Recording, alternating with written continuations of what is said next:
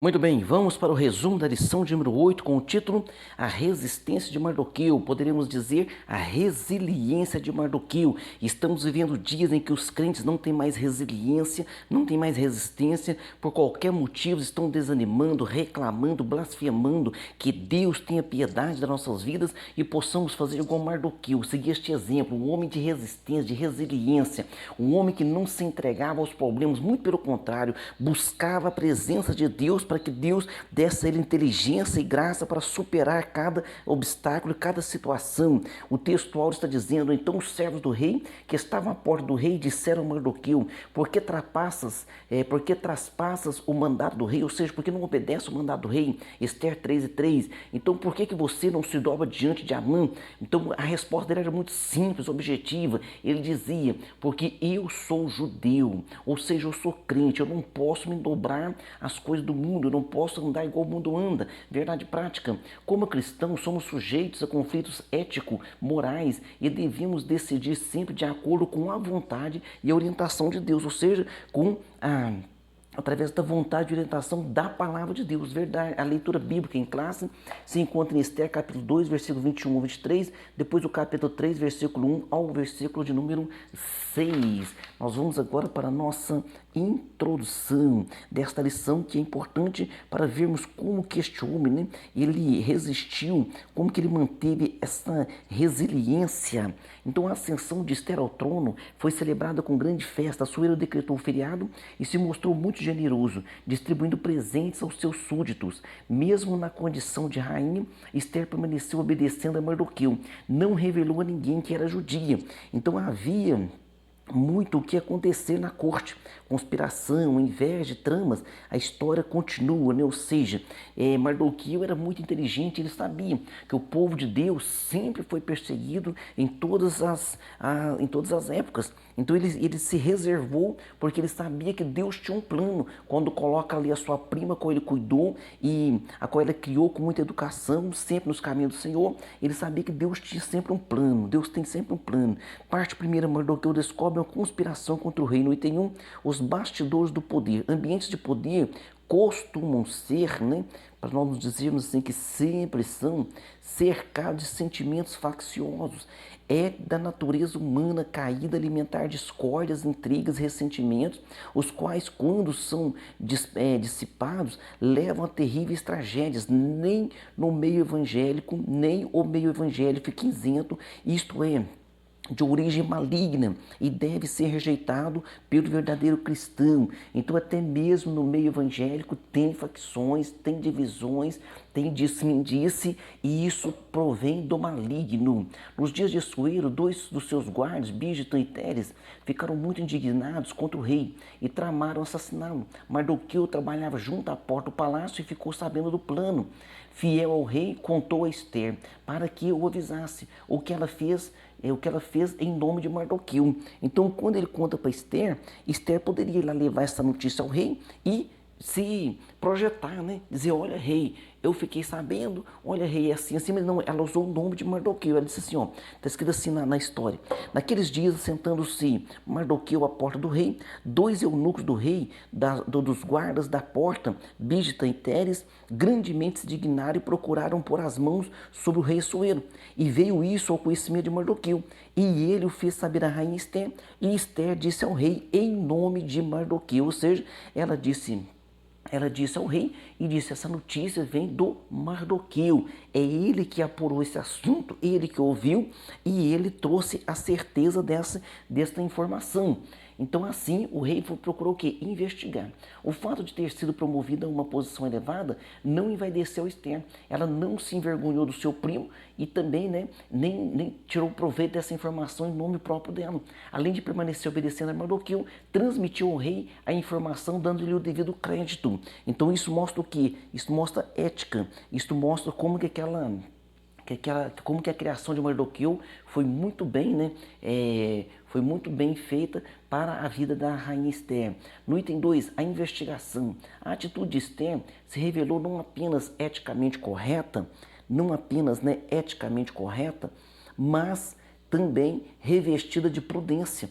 Então, embora essa notícia venha de uma pessoa de uma pessoa que o rei tem muita confiança, mesmo assim, né? Mesmo assim, ele fez o que? Uma investigação prévia para apurar a informação, descobrindo-se que de fato havia um plano homicida em andamento. Então Bigta e Teres foram enforcados, eles foram investigados, viu que era realmente verdade e foram condenados à forca. Mardoqueu certamente buscou certificar-se da conversa que ouviu antes de transmiti-la a Esther. O rei, mesmo ouvindo da rainha, teve o cuidado de apurar a informação. É uma questão de justiça. Nesse ponto, Assuero agiu como líder sensato e não exerceu o poder de forma precipitada.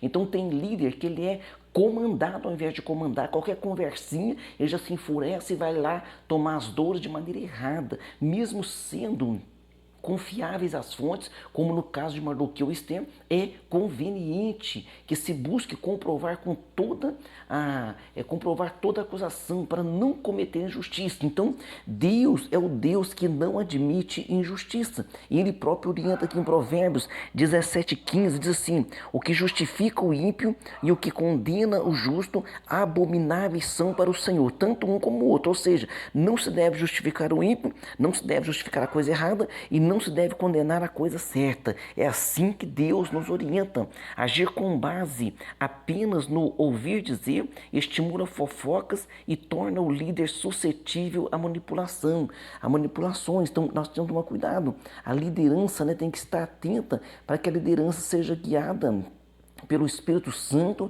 e quando houver qualquer um disse-me-disse, saber apurar os fatos de maneira ordeira, de maneira respeitosa, de maneira que não se atropele as prerrogativas, né, para que a pessoa possa também fazer a sua defesa. Temos que tomar sempre este cuidado. No item 3, o registro dos fatos. Desde a antiguidade era costume registrar os fatos ocorridos no cotidiano das cortes, né? Então era chamado de crônicas. As crônicas do rei ficavam arquivadas. Então isso era muito comum, tanto é que nós temos na Bíblia Sagrada, né, 2 livros, Primeira Crônicas e Segunda Crônicas. Então são as histórias que ficavam relatadas ali através daqueles que iam acontecendo com aqueles reis. Então para serem consultadas posteriormente. Então olha só, naquela mesma noite fugiu o sono do rei, então mandou trazer o livro das memórias, ou o livro das crônicas, e se leram diante dele. Então naquela noite ele perde o sono, o rei Assuero, e pede para ler as crônicas. Quando vai ler as crônicas, conta a história de um homem que o salvou de ser assassinado. E ele diz: mas que benefício fez este homem? Ele diz: não tem nada aqui escrito, então vamos honrar este homem. Deus está sempre no controle de tudo. Deus fez aquele rei perder o sono e fez com que ele quisesse que lessem para ele o seu livro das suas histórias, ou seja, as suas crônicas. O ato de fidelidade de Mardoqueu e a importância que teve para o rei e seu reino, né, ficaram registrados. Com ou sem o registro humano, devemos sempre fazer a vontade de Deus, sabendo que diante dele todas as nossas obras estão escritas. Então lembre-se disso, viu? Diante de Deus todas as obras estão registradas. A Bíblia Sagrada deixa isso bem claro. Então a Bíblia deixa bem claro, através aqui de Apocalipse, capítulo 20, versículo 12 e demais versículos: e viu os tronos grandes e pequenos, e viu os mortos grandes e pequenos que estavam diante do trono, e abriu os seus livros, no plural, e abriu o seu outro livro, que é o livro da vida. Então o livro da vida, se tiver o nome escrito, morará na eternidade. Se não tiver escrito, passará a eternidade sem Deus, passará a eternidade no lago de fogo. Então quando se abre esses livros, diz assim, ó: e abriu-se outro livro, que é o da vida, e os mortos foram julgados pelas coisas que estavam escritas nos livros, segundo as suas obras. Ou seja, tudo que nós fazemos está registrado, tudo que nós fazemos está registrado diante de Deus. Então nós temos que estar sempre confiantes no Senhor. Paulo mesmo, ele dá essa orientação e diz assim: quando você estiver trabalhando e o seu patrão não estiver lhe olhando, você deve trabalhar como se estivesse fazendo para Deus. Essa é a orientação bíblica. Parte 2, Amã é exaltado pelo rei, um novo personagem. Amã era muito rico e foi exaltado pelo rei, né, acima de todos os demais príncipes. já entra em cena, sendo elevado para Assuero acima de todos os príncipes do reino, identificado como Agagita. Flávio José, que é um grande historiador, né, do primeiro século, ele afirma que Amã era amalequita, um povo historicamente inimigo de Israel. Quem são os amalequitas? São aquele povo inimigo de Israel, o qual Deus falou para o rei Saul que deveria destruir todo aquele povo. E o rei Saul desobedece, né? E quando Samuel, o profeta, vai lá questionar, ele diz assim: não, é que o povo, né, me pediu para que eu trouxesse o melhor do interdito, ou seja, o melhor do amaldiçoado. Então era para destruir tudo. Aí o rei Saul, ele desobedeceu. Então Samuel teve que matar o rei ali dos amalequitas, teve que matar Agag ali naquela situação. Por quê? Porque Saul desobedeceu a Deus. Então o termo Agagita costuma ser associado a Agag, que é justamente o rei dos amalequitas. Então, mencionado em 1 Samuel no capítulo 15. Então, o Flávio José entende que ele é descendente do próprio rei, não só do povo malequita, mas do próprio rei Agag. Versões bíblicas como NVI, que é a nova versão internacional, e a NTLH, que é a nova tradução linguagem de hoje, apresentam Amã diretamente como descendente de Agag, descendente daquele rei. Então, descendente daquele rei. Então, você vê que havia ali um conflito. Por que ele tinha tanto ódio do povo judeu? Porque além de ser amalequita, ele era descendente do próprio rei que foi morto pelo profeta Samuel. Então ele já trazia este espírito de vingança no seu coração. No item 2, um herói aparentemente esquecido. O texto não informa o motivo da exaltação de Amã. Enquanto isso, nada mudou para Mardoqueu. Apesar do seu ato heróico, né, ter salvado o rei, tornou-se um herói aparentemente esquecido. É preciso ter paciência, é preciso ter sabedoria, é preciso ter prudência para viver momentos de aparente injustiça. Ser guiado pela própria vista pode nos levar a crises emocionais e espirituais. Então, quantos crentes hoje estão em crises emocionais, crises espirituais? É chamado de crise existencial. Ah, mas eu fiz tanto, eu trabalhei tanto, eu fiz isso pela igreja, eu fiz isso pela obra, eu não fui reconhecido. Naquela festividade falou o nome do fulano, do ciclano, não falou meu nome, não citou meu nome. Meu querido, o teu nome tem que estar rolado nos céus, o teu nome tem que estar registrado no livro da vida. É lá que nós vamos prestar conta diante de Deus, e é Deus que te capacita. Se você fez algo é porque Deus te ajudou a fazer algo, e fique o seu coração em paz, principalmente quando os fatos, né, nos parecem desfavoráveis. Então, crises emocionais, crises existenciais, crises espirituais. Asaf quase desviou-se olhando para a prosperidade dos ímpios. Então, lá no Salmo 73, você leia, Asaf disse: quanto a mim, os meus pés quase se desviaram, porque eu olhei para os ímpios, e olhou e falou assim: mas o ímpio está vivendo bem, está prosperando, e eu estou buscando a Deus, está indo tudo errado. Então ele quase se desviou. Mas como é que Asaf se salvou? Ele entrou no templo, e Deus falou com ele, falou: Asaf, qual é o fim dos ímpios? E qual é o fim daquele que me serve? Asaf começou ao seu coração ficar de maneira graciosa diante de Deus, e o coração dele então agora se voltou a Deus, e Deus salvou aquele moço, né? Salvou Asaf deste pensamento tão terrível. Então o exemplo que aconteceu com Asaf poderia ter acontecido com Mardoqueu. É o mesmo cenário, mas Mardoqueu não olhou para a circunstância e não ficou pensando: eu não recebi nenhum elogio do rei, eu não fui honrado em nada. Não, faça a coisa certa e ponto final, e seja abençoado. No item 3, evitando frustrações. Como que nós vamos evitar frustrações? Não colocando tanta expectativa nos outros. Os outros são os outros. Você tem que trabalhar o teu coração, é a tua vida, é a tua alma. Ah, porque eu queria que fulano fizesse isso, eu queria que o ciclano fizesse aquilo. Não, só ore por ele, trate ele bem, mas não coloque tanta expectativa, porque quando ele falhar na sua expectativa, você vai ficar frustrado. Então procure você fazer a coisa certa. Quando nutrimos altas expectativas, nos tornamos sujeitos a muitas frustrações. Mardoqueu era servo do rei, mas não tinha acesso direto ao palácio. Para alertar Assuero da conspiração, precisou de que Esther levasse a informação. Mardoqueu não pertencia ao primeiro escalão real e permaneceu exercendo a mesma função de antes, não se abalando emocionalmente. Então a Bíblia nos ensina a nos contentar com aquilo que nós temos. Então contente-se com o que você tem. Pastor, mas eu não posso desejar algo melhor? Claro que pode desejar, não pode é ambicionar. O que é ambição? Ambição é quando você quer algo melhor, mas se você quiser algo melhor apenas para melhorar, porque você está trabalhando e precisa melhorar, então enquanto isso você está o quê? Contente com o que você tem e você vai prosperar e progredir. Mas a ambição não é ambição, você nunca está contente com o que você tem e você quer algo a mais e nunca ficará satisfeito. Então é este o cuidado e que nós temos que ter. É essa orientação que a Bíblia Sagrada traz para as nossas vidas, nessa orientação. Então, considerar merecedor, a pessoa às vezes considera que ela é merecedor mais do que ela tem. Então, isso gera também o quê? Insatisfação. Não contribui em nada para o nosso progresso. Não, porque eu merecia muito mais.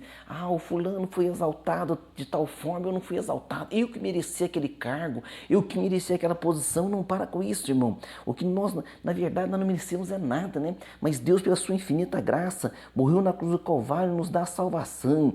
Então, Deus aqui é maravilhoso, Deus aqui é bom. E a Bíblia diz o seguinte: humilhai-vos debaixo da potente mão de Deus, para que ao seu tempo, para que ao tempo de Deus, ele vos exalte. Parte 3. A resistência de Mardoqueu e o ódio de Amã. No item 1, reverenciado por todos. Assuero ordenou que todos os seus servos se curvassem e prostrassem diante de Amã. Mardoqueu não se curvava nem se prostrava. Então o pessoal perguntou: por que você não se prostra? Ele falou: não, porque eu sou judeu. Há distintas opiniões quanto aos motivos que o levaram a agir assim.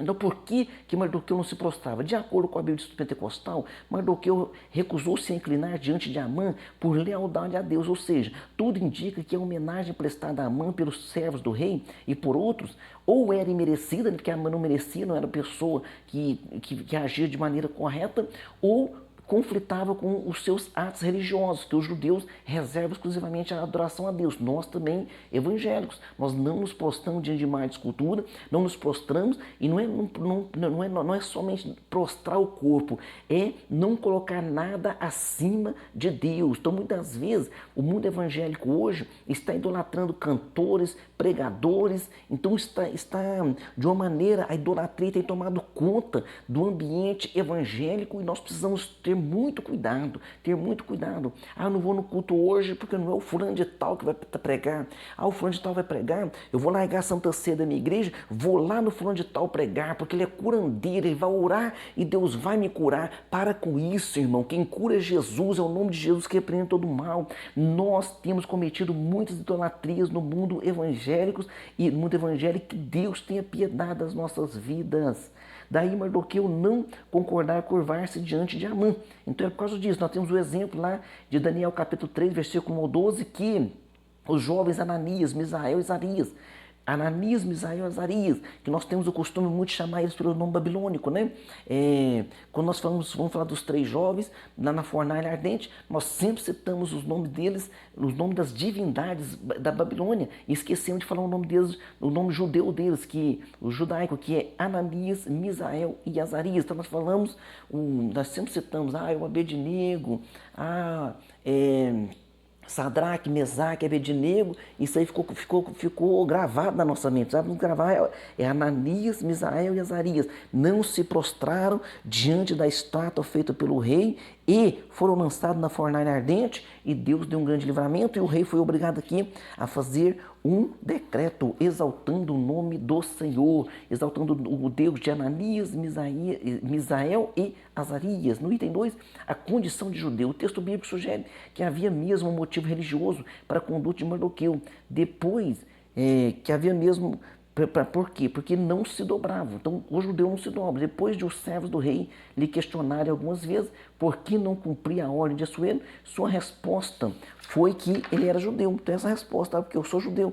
É da mesma forma como perguntaram para Jonas, né? Ô Jonas, você está dormindo aí? Está acontecendo tudo isso que está acontecendo. Por que você está aí? Aí ele lembrou, falou: não, peraí, eu sou crente, peraí, eu sou servo de Deus, e eu estou em desobediência a Deus. Então, ele admitia que ele era judeu por causa disso, que não se dobrava. E essa notícia chegou até Amã, que também ressaltou a origem judia. Então, olha, ele não se dobra porque ele é judeu. Peraí, ele é judeu. Agora vem o quê? o Anagita, que encheu de furor, né? Porque é o descendente de Agag, e agora ele vem contra Mardoqueu e o seu ódio se estende a todos os judeus. Então ele faz um planejamento, um plano contra Mardoqueu e contra todos os judeus. Ele quer exterminar todos os judeus. Ele faz uma forca de 25 metros de altura para nela pendurar Mardoqueu. Mas maior é aquele que está conosco do que aquele que está no mundo. Item 3, inimizades intergeracionais. O que quer dizer intergeracionais? É que abrange mais de uma geração. Então, ali são gerações. Uma geração vai passando um ódio para outra, que vai passando para outra. Então, essa disputa vem aqui através de gerações, né? Pode ser o seu avô, o seu bisavô. Então, vem agindo através dessas gerações. Então, Flávio Joséfo diz isso, que o que confirmaria sua descendência de Agag. Então, realmente, ele é descendente do rei Agag, do rei dos Amalequitas, o qual foi morto pelo profeta Samuel. A Bíblia relata alguns episódios de vingança entre famílias, como no caso dos filhos de Jacó, que mataram os siquemitas, né, por causa do traje feito a Diná. Então aquele príncipe ali, ele forçou Diná, depois ele ia se casar com ela, mas os irmãos de Diná não aceitou isso, foi lá e matou toda aquela família. Além da Bíblia, a história secular também apresenta inúmeros exemplos desses conflitos alimentados e repetidos ao longo de muitas gerações. Não muito longe de nós, em solo brasileiro, são conhecidas as histórias de perpetuação de violência por disputas econômicas, geralmente por terras ou ofensas morais. Que Deus guarde o nosso coração de toda inimizade e porfia. A vingança não nos pertence, a vingança só pertence a Deus. Então busque a paz, tenha o uso de misericórdia, né? O uso de misericórdia para com as pessoas. Tome cuidado. A Bíblia diz lá em Mateus 5, versículo 9, bem-aventurados os pacificadores, porque eles serão chamados filhos de Deus. Então, alguém tem que colocar um ponto final. Ah, pastor, porque brigou com meu pai, brigou com meu avô, falou isso, falou aquilo. Alguém tem que colocar um ponto final. Alguém tem que parar essa disputa. Alguém tem que dizer o seguinte: vamos parar, não vamos mais brigar, não vamos mais nos acusar, vamos agora buscar a paz. Amém? Conclusão, uma das aplicações práticas da inteligência, uma das aplicações práticas da inteligência espiritual é não nos deixar iludir com a natureza humana. Por quê? Porque o homem é falho. Então, embora não devamos viver desconfiar de tudo, de todos, é claro, né? Mas nós temos que entender que o coração humano ele é falho. O coração humano tem malignidade. Então, porque do coração procedem o quê? Os maus pensamentos, mortes, adultérios, prostituições, furtos, falsos testemunhos e blasfêmias. Então temos que tomar esse cuidado. O maligno pode suscitar o ódio contra nós de onde menos esperamos. Então Mardoqueu experimentou isso. Precisamos estar atentos e revestir de toda a armadura de Deus para que possamos resistir e vencer o mal. Então revestivos de toda a armadura de Deus. Lembrando que, lembrai do seguinte: a nossa luta não é contra a carne e nem contra o sangue. Ou seja, a nossa luta não é contra seres humanos. Vamos lutar contra o inimigo e vencê-lo com a graça de Jesus, pelo sangue do Cordeiro. Amém? Perguntas: que virtude ética Esther revelou no episódio de informar ao rei acerca da conspiração? Então o que aconteceu ali? Ela não se envergonhou do seu primo, ela levou a notícia e deu o crédito a ele. Falou assim: olha, Mardoqueu ouviu, Mardoqueu apurou e contou ao rei. Pergunta 2: o que aprendemos com Assuero a respeito de como tratar as acusações? O rei Assuero foi o que? Foi um prudente. O que ele fez? Ele foi prudente, ele fez a investigação e viu que realmente aqueles homens estavam planejando assassiná-lo, que eles não foram condenados. Então ele foi o que? Prudente, ele agiu com justiça, então ele agiu como um líder sensato. Pergunta 3, segundo a Bíblia de Estudo Pentecostal, por qual razão Mardoqueu não se prostrava perante Amã? Tudo indica que essa homenagem prestada a Amã ele não merecia essa homenagem e também conflitava com os atos religiosos, porque o judeu não se dobra diante de nada. Como nós também evangélicos não podemos nos prostrar e praticarmos a idolatria. Como eu já alertei durante essa lição, que nós evangélicos temos caído muito nessa armadilha da idolatria. Temos idolatrado, até placa de igreja temos idolatrado. Não, a minha igreja é melhor, a minha igreja é isso. Cuidado, muito cuidado. Que Deus nos guarde de tudo isso. Pergunta 4, o que pode ter movido Amã a desejar a morte de todos os judeus? Então, além de sentir-se ferido no seu ego, né, porque Mardoqueu não se prostrava diante dele, então, através do Flávio Joséfo, nós temos informação de que o Amã provavelmente chamado de Agagita, né? Ele é descendente dos Amalequitas e descendente direto do rei Agag, o qual foi morto pelo profeta Samuel, porque era um povo inimigo de Israel, que ia destruir Israel por todo jeito. Pergunta 5, o que são inimizades intergeracionais? São conflitos alimentares repetidos ao longo de muitas gerações. Alguém precisa o quê? Quebrar este conflito, alguém precisa exercer a graça, a misericórdia e o perdão. Que Deus nos ajude e até a próxima aula.